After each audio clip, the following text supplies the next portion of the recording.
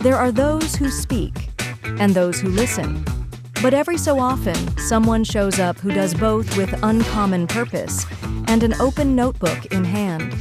Nicole Banks is a power connector, a woman whose network doesn't just span industries, it sparks movements. For more than 2 decades, she's solved problems others run from, built what others said couldn't be done, and highlighted the wisdom of giants, one page at a time. This is Nicole's Business Notebook, a curated circle of brilliance, a behind-the-scenes pass to the strategies, stories, and secrets shared by the experts she calls friends. It's not just a show, it's a blueprint for those bold enough to build. So settle in, because the notebook is open. Hi, this is Nicole Banks with Nicole's Business Notebook, where I bring together my business friends to help us to all do better business together, where they share their wisdom, their knowledge, some humor, some insight, and so that we can all help each other and share the knowledge that we have. This week I have Blane McCullough on the show from Blane B Media. Thank you so much for coming on. Absolutely. Thank you for having me. 100%. So, obviously you and I know each other well. Obviously these people may not know, so let's start at the beginning. Okay. So you're a marketing guy, right? I'm another marketing guy. Another marketing guy. Yeah. So let's talk about where that all started. Yeah. What made you want to get into marketing? So for me, it started with video production. Okay. And I was helping a lot of entrepreneurs with, creating videos. Actually, the first video was while I was in the Army. I had someone come up to me and say, hey, my father-in-law needs a video. They want to enter this competition. It was called Cupcake Wars. They needed a video. And so I go in there and I'm like, hey, great to meet you guys. I know we're going to make a video today. What should we feature? Like, what's your biggest selling cupcake? And the lady was like, well, I don't know. I was like, wait, okay, well, which one do people come in the most? And she's like, well, I don't know, but she's like, I know I mix a lot of red velvet. I said, okay, well, I'm going to take a guess here and say that red velvet is probably your number one selling cupcake, in your bakery. They had just opened maybe a few months. But she didn't really know. She was just like, she literally told me, she goes, I'm not a business person, I'm a baker. I was like, got it. Okay, I will help you. You just do what you do, and I'll do what I do. So I went in there and I filmed her business, and we made a little video. And that's all I did for years was just, create videos for small businesses. The problem was when you start to get into, I tell everybody now, is in order to stay in business, you have to get repeat business, right? Correct. So the only way an entrepreneur, especially if they're a smaller bakery, is going to do repeat business with you is if they found value in the first video you created, right? It'd have to drive sales somehow. So I kept racking my brain on, okay, how can I make these videos show ROI? And the initial pitch I gave them was, well, listen, you can't really track ROI on a billboard, right? I can't tell you how many cars are going to see your billboard. I can tell you the traffic flow, but I can't tell you that 25 cars saw it today. There's no way I can do that. And that's what I used to say to kind of validate what I really didn't have an answer to was, how do you track ROI on a video? Right. Along that train of thought, as I wanted to have a better product for my customer, had me thinking, how do I do this? And I dove deeper into the marketing skill set that I learned, again, in the Army. So I was a media production specialist attached to the psychological operations unit. And so in short, it's marketing for the Army is kind of how I tell people. I don't like the P word. I don't say propaganda. Anyway. Yes. That's kind of where I took that skill set. So I already had the skill set. I just wasn't deploying it as a marketing agency. Right. I would just use it. I would ask the questions like, what's your target audience for the video sake? And I'd have that brief idea of the company because it helped me create a better video or tell a better story within the video.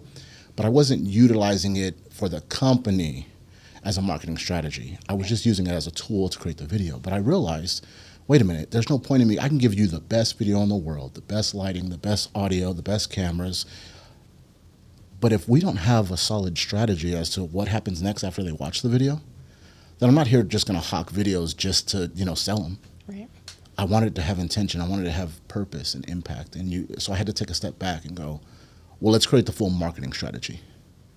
And I look at strategy as the overall plan, and then you go into tactics, right? Tactics are exactly how we're going to execute said strategy. So one tactic is to use video. One tactic is to use LinkedIn. One tactic is email marketing. Right. One tactic is networking, right? So those are the different tactics you utilize to essentially accomplish the mission. So I took that Army skill set that I had completely and just framed it into a business sense, So what we would call a military operation is no more than a mission statement, right? Is an operation or a campaign that we do here in the real world from a marketing campaign standpoint. So I really just honed in the skill set that I learned and applied it with a better focus for the entrepreneur. I love that. Obviously, thank you for your service. Oh, thank you for your support. So, obviously, media in the Army, I'm sure a lot of people have no idea exactly what that is. Yeah. And kind of what are the stuff that you did in the Army. Yeah. So you mentioned to me previously that you had some education and then went into the military. So let's explain kind of that part of your story and, how did you learn marketing on the ground for the military?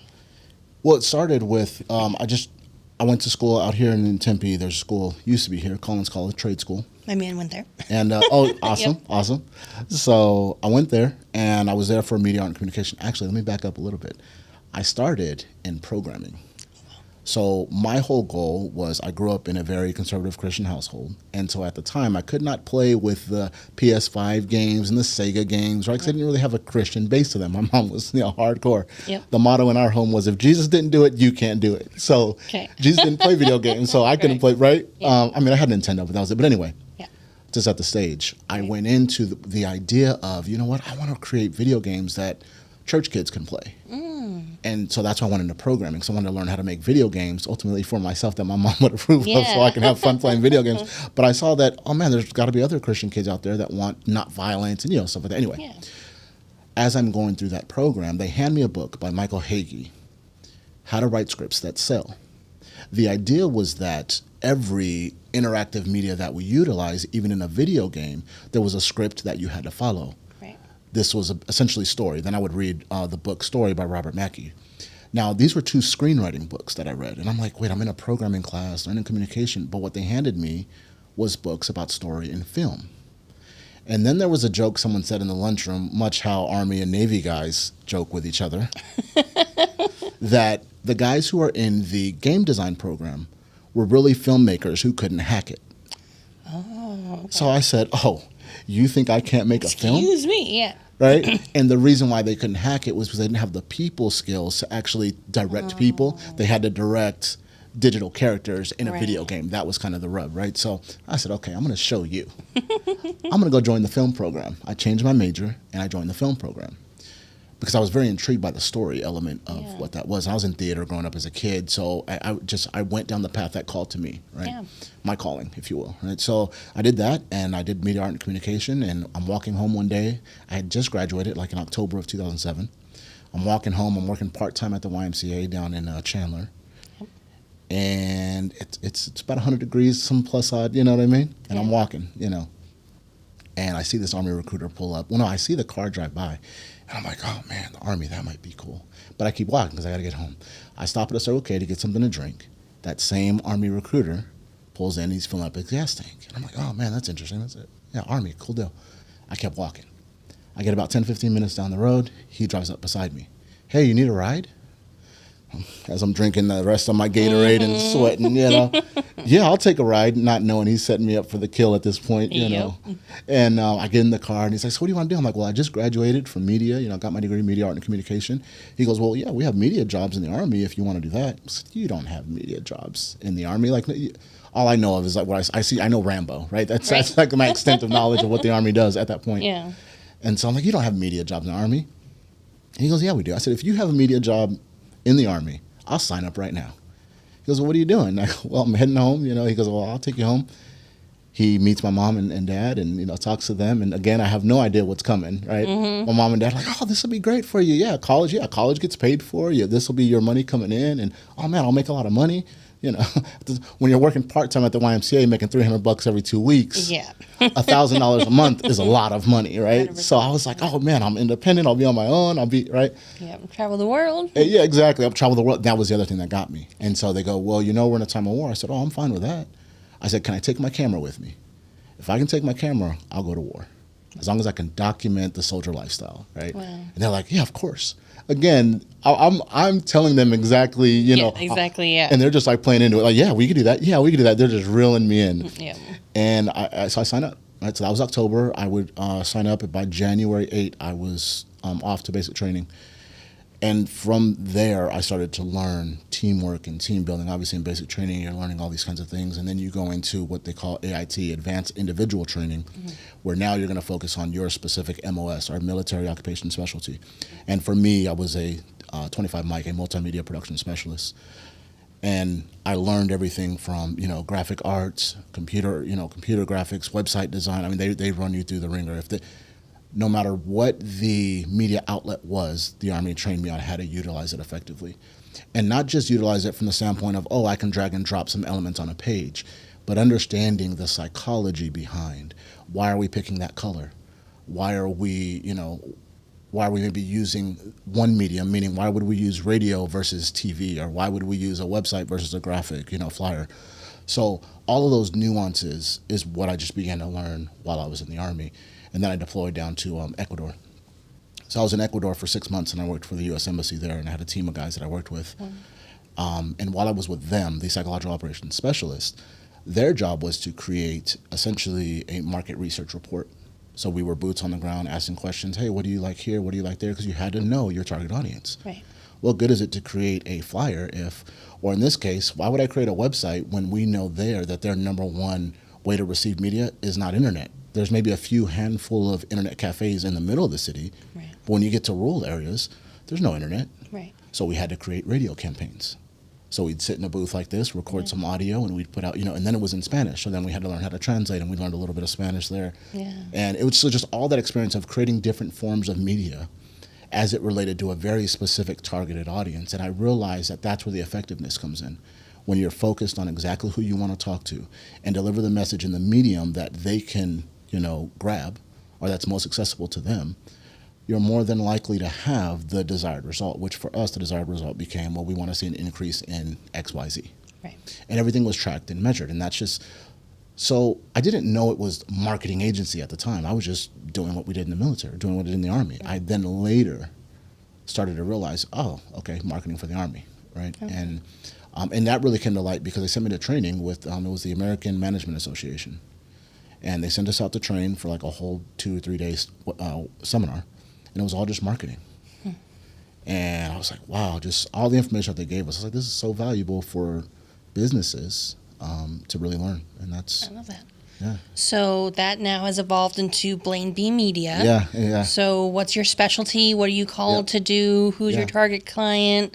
Tell me all the things. Yep. Yeah. So right now, I would say the target audience is anyone that's in the first 1 to 3 years of their business, and they're really looking to solidify their brand and understand, I'm big on brand being, how I explain it is this. Marketing is asking someone out on a date, and branding is building the relationship, right? So marketing is, hey, do you want to sign up for this widget, whatever you call it, right?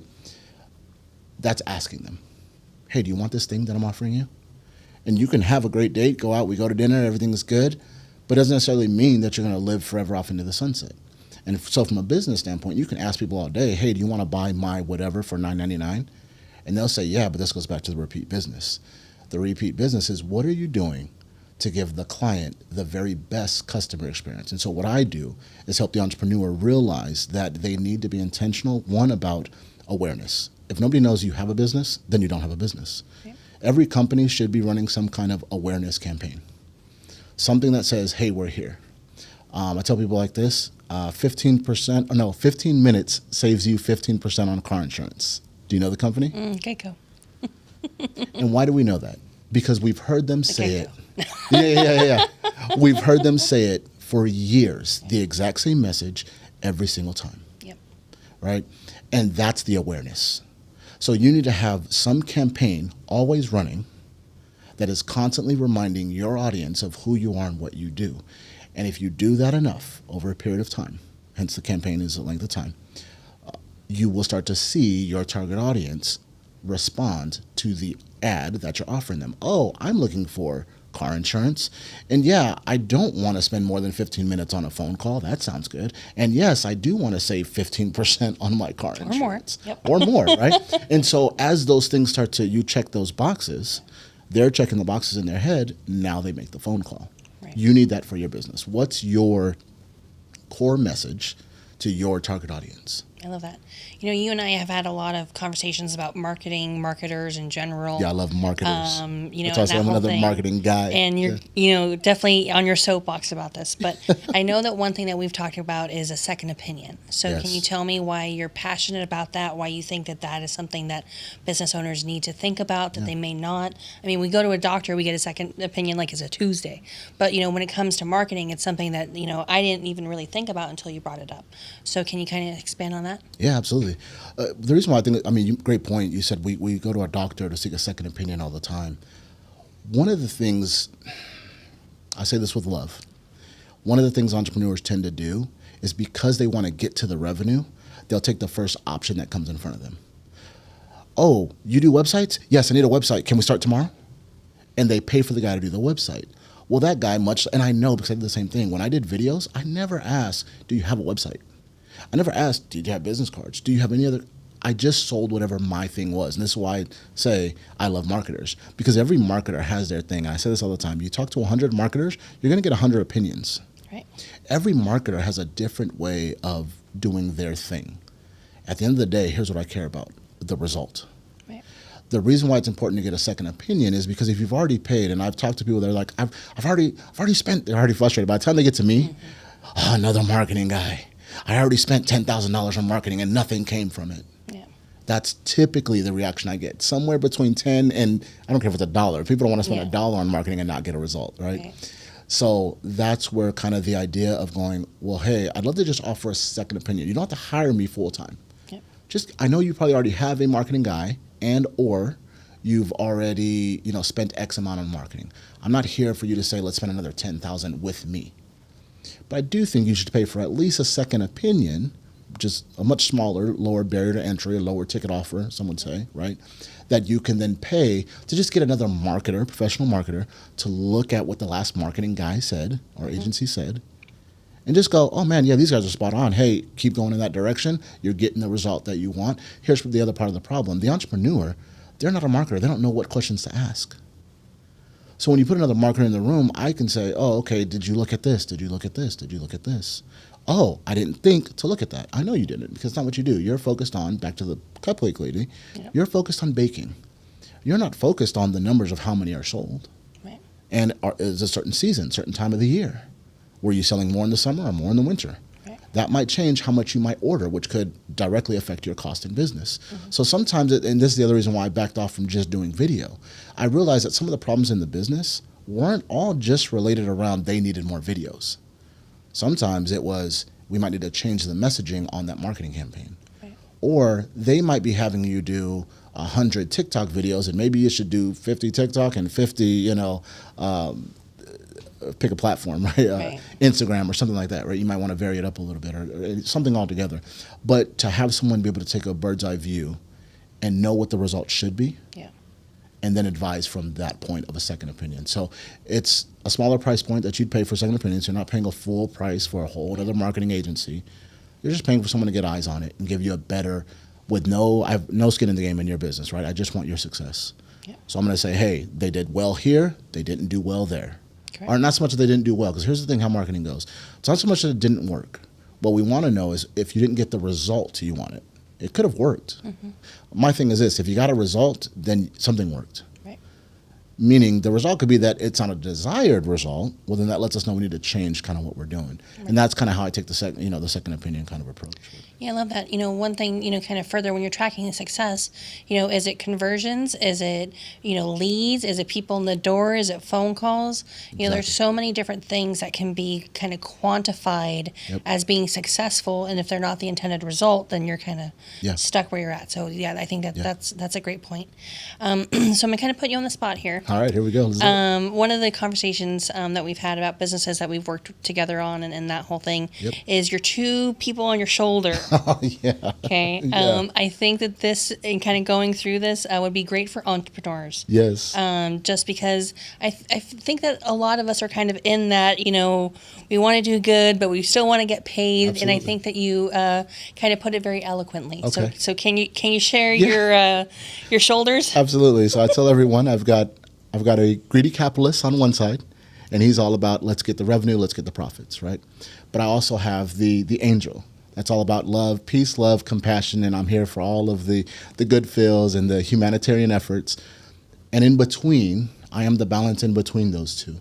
Yep. Yes, I'm all about, I personally love nonprofits. Yep. I think you need them. They have their place.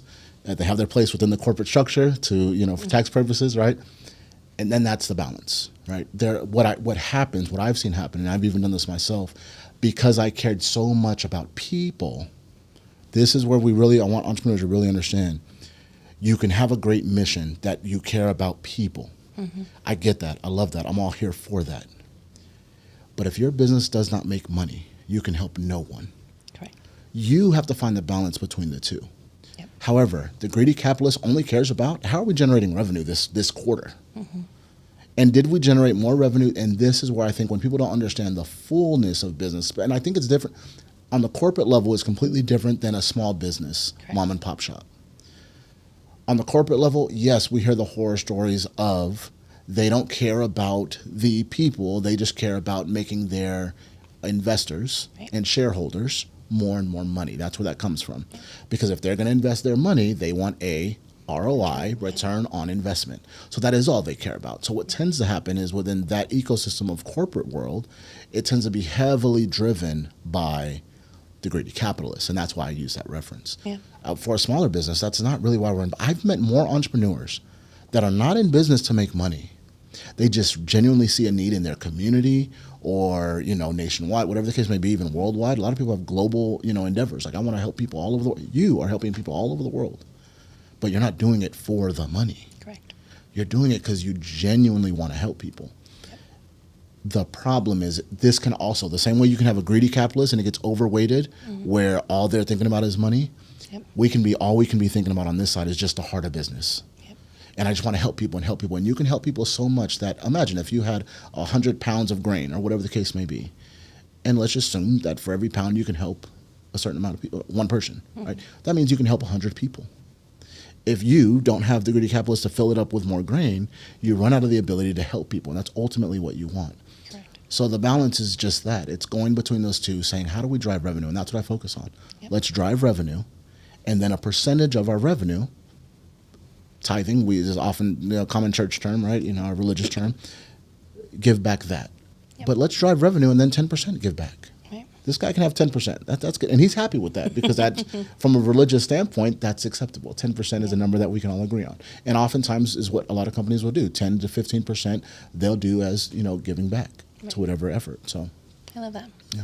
So you mentioned what I'm doing, and we're going to be collaborating. So I kind of want to do the preview. Yep. So the Niche Work is a business accelerator and matchmaking platform where we bring together solutions to entrepreneurs and business owners, so that they have vetted, warm handoffs, so that they can all do business better together. Yep. So I'm excited about pushing that and having your marketing genius and brain. I'm the personality and all of that, but consistency in marketing is something that I'm not good at. Yeah. And I think a lot of entrepreneurs, they have their mission, they get really, really excited, and they want to, shout it from the rooftops, and they, have one or two, shout outs and that whole thing, and then it goes quiet. Yeah. And then it's up and down and up and down. And so, not saying give me some advice, but if you were to give the entrepreneur some advice about consistency and really, how that plays a part in marketing success. Yeah, 100%. Two things. First is what I referenced earlier about the 15% from Geico, right? The reason we know that is because of consistency. Yep. There's another ad that we all know of, the Cadbury Bunny. Oh, yep. Every year for, I don't know, since I was a kid. Yeah, it's the same I've one. Seen not a different The Hershey's one. Bells, too. Yes. Yes, same thing. The exact same ad, yep, right? That, I referenced that to say that is consistency. If you are consistent indefinitely, you will have indefinite success. Consistency is the key to success. It's only that we stop trying to achieve the goal that we don't hit the goal. It's not because it's not possible to hit the goal. It's because we stopped, right? So consistency is everything. Now, you can be consistently putting out the wrong message. Indeed. And that's where the marketing part comes in. The marketing strategy is really designed to help hone in what is your tone of voice, what is your target audience, what are the words that you're using to make sure that you're identifying or they're hearing your point of view or what you want to say, right? You going back to the dating analogy, we all have a type, right? What's your type? What's your type? That's what a target audience is. Right. I'm not saying that guy's not a good-looking guy or that gal's not a good-looking gal, right? But that might not be your type for whatever reason. I don't get into the nuances of it, but I'm just making the point that one side of it is consistently, and the other side of it is being very clear on how to hit the target. And that's ultimately what we're trying to do. I love that. And so you have to have a strategy, though, because without a plan, and here's why the strategy is so important. Without a plan, you can't trace back what went wrong. The plan says A, B, C, D, E. Right. So if E is the result that you want, $1 million or whatever that number is, exponential, right? And you're not hitting that. So if you're not hitting your revenue goals currently, look, we're already halfway through the year. If you're not hitting your revenue goals right now, and that's the thing. Do you know what your goal should be? Right. What number should you be at right now, second quarter, going to third quarter of this year? What number should that be? Right. And then if you don't know the answer to that, then definitely give me a call. Yep. And then outside of that, let's say you do know the answer to that. Well, then look at the sheet, P&L statement, however you want to call it, right? Is that the number you want or is it exceeding? If it's not, then we have to go back to steps A, B, and C and figure out what's not working. Right. And so A, I would argue, is the plan to begin with, is sitting down with a marketing consultant to begin with. So if you didn't sit down with anybody and actually go over a plan and a strategy, by plan and strategy, I mean something that spans a time of 30, 60, or 90 days with measurable results, going back to SMART goals, we've heard that concept before, right? 30, 60, 90 days with measurable goals, then that's why you're not making money. Yep, that makes sense. So I hope I answered your question. You did. I'm about to just great. go off running. No, that's amazing. Yep. All right, so putting you on the spot completely okay, now we're on the spot. Okay. Hot seat. So you are now a genie. You have one wish that all entrepreneurs would know this and be able to be better tomorrow. What would be your aha mic drop moment that you would just zap into everybody's brains so we'd all do better business? Holy smokes. That's tough. It's supposed to be. The one thing.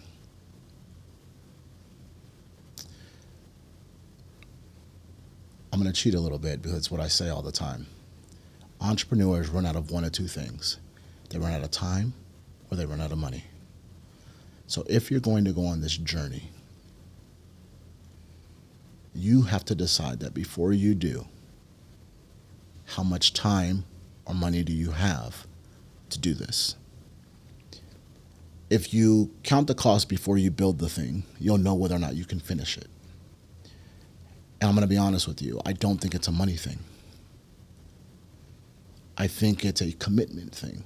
If you decide that you're going to commit to this business until it's successful, it will be successful. As long as you consistently, I guess that'd be the one thing, right? Stay consistent regardless of what it looks like. The problem is, oh, it looks like I'm not going to make any money. Oh, it looks like I didn't make money. And the other thing that happens, right? The first is coming. And so people go, oh, well, I wanted this business to be at X amount of revenue by the 1st of September is coming up, right, where we're at right now. I wanted this to be at X amount of revenue by September, and it's not. And this is why I don't think it's the money part.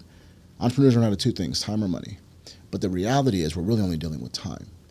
And that's only based on an expectation we have and or our significant other. If you have a family, I get that. Your significant other might say, hey, you've got until September 1st. Those are variables, right, that we can't control. The variable that we can control, though, is the decision that we will do something and do it until complete. And I think those entrepreneurs that understand that will be successful because they're willing to go through whatever they got to go through, all the ups and downs, all the marketers, until they find the right one. Yep. And they're willing to go through all the things that they have to go through until they hit the goal, ultimately. So that's amazing. Stay in the fight, stay consistent, and you will get there. I love that wisdom. Thank you for your mic drop moment. Absolutely. Perfect. So thanks again, Blane, so much for taking the time to be on the show today. Of course. Talk about marketing, the importance of a second opinion, and really thinking about marketing as a holistic sort of a business process rather than just a one-off. I think that's Absolutely. That's great insight. So thank you so much for being on the show. Of course. Thank you for having me. Awesome. This is another episode of Nicole's Business Notebook, where we're bringing people like Blane in to show the wisdom, the experience, the care, and that greedy capitalist and that angel on our shoulders, and how we can wrestle them both to our best effect. Thanks again for tuning in to another episode of Nicole's Business Notebook, and we'll see you next time. Thanks for joining us for another episode of Nicole's Business Notebook. Subscribe and follow for more tips, insider secrets, and hard-earned wisdom so that we can all do better business together. See you next time.